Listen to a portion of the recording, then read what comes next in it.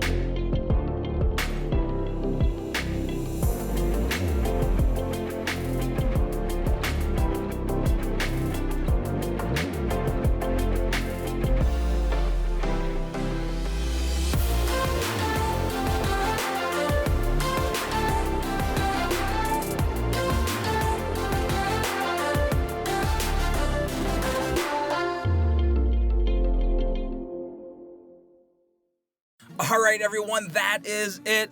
Our completed piece using the word dream. I think this turned out really good, but you're going to have to let me know what you think down below.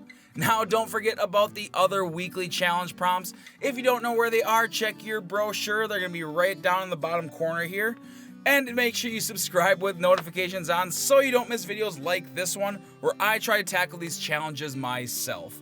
And if you like my work, make sure to check me out over my personal channel over at Naughty Egg Draw.